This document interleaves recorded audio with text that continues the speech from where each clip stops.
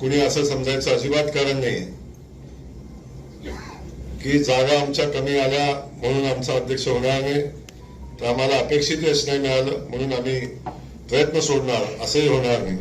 आपण या सगळ्या प्रक्रियेमध्ये जिल्हा परिषदेमध्ये भारतीय जनता पक्षाचा अध्यक्ष व्हावा म्हणून आम्ही सगळेजण प्रयत्न करतोय। आणि मी खात्रीने सांगतो, सातारा जिल्हा परिषदेचा अध्यक्ष हा भारतीय जनता पक्षाचा यासाठी आम्ही सगळे प्रयत्न करू।